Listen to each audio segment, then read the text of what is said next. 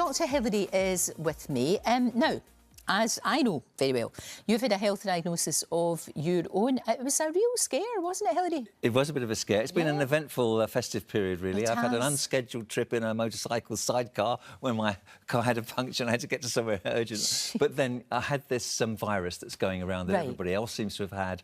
And I had a little bit of pneumonia and pericarditis, which is an inflammation of the membrane around your heart. So it was quite painful.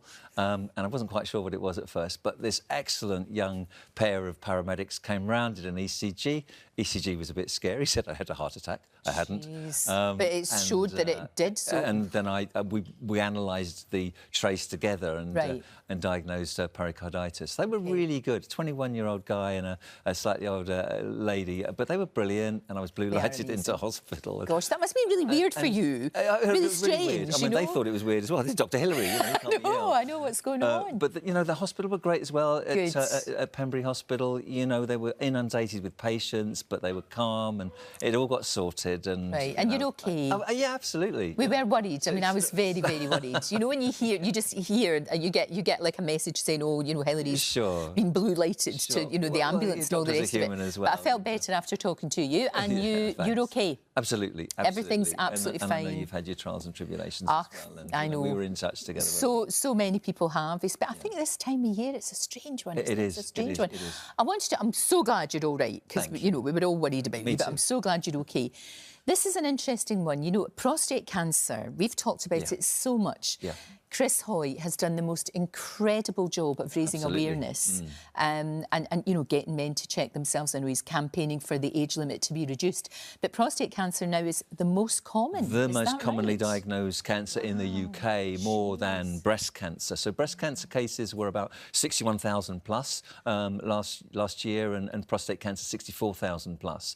So part of this is the raised awareness of people like Chris Hoy, raising awareness, and Bill Turnbull and Nick Owen. They've spoken publicly about their prostate stories, and that's helped men to come forward and talk about symptoms and go forward for testing. Now, currently, we don't have a national screening test, a programme for prostate cancer. The National Screening Committee have suggested that people who've got a gene variant called BRCA1 or BRCA2 are the ones that are screened more often between the age of 45 and 61. However, not many know that they carry that gene. No, that's true. They wouldn't necessarily know. The parallels with breast cancer there, of course. Absolutely. So basically, if anybody is watching, and sometimes, it's partners who will absolutely march their partners to the doctors.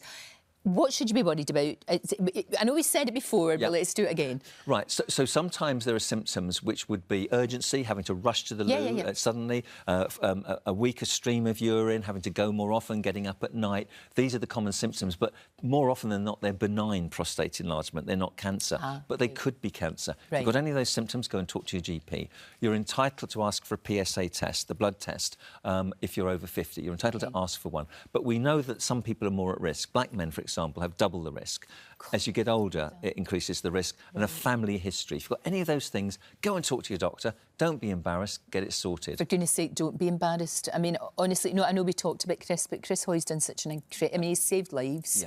Absolutely. It's incredible. And although we've got more diagnoses, we're diagnosing people earlier. Yes. Getting better results. That's the key thing. Which is fantastic. Get it early and you've got such a great chance of recovery. Now, Ant and Dec have appeared on Fern Cotton's podcast, and Dec has talked about living with what he calls low-level anxiety. Do you know what? I identify with this so much, and I think most people will. I think we're all a bit like that. Of course we are. General anxiety disorder is really common, so we worry about, not doing this, not doing that.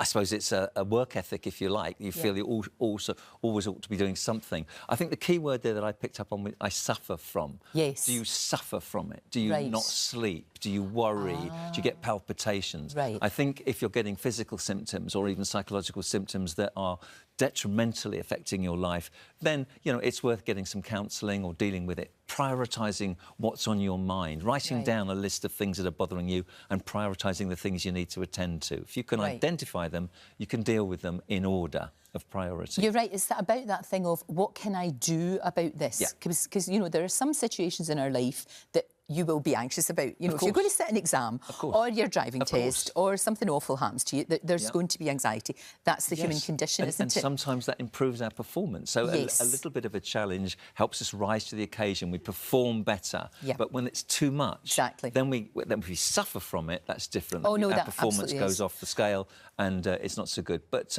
it's great that he's talking about it. For him. But it just shows you it can happen to absolutely anyone. Absolutely. You think everybody on television, they're all living golden lives. I mean, for goodness sake, look at the Beckhams. Everybody thought they were having their life. Oh, isn't it marvellous? Isn't it wonderful? And nothing could be further from the truth. No, it's a great leveler. But I like making a list. I find making lists of things, and if I can't control something, if it's totally out with my control, I have to step away. Yes. For the good of my health. There are things that are out of our control. Exactly. So there really are. Just accept them. Exactly. Thank you, Hilary. Thank you so much.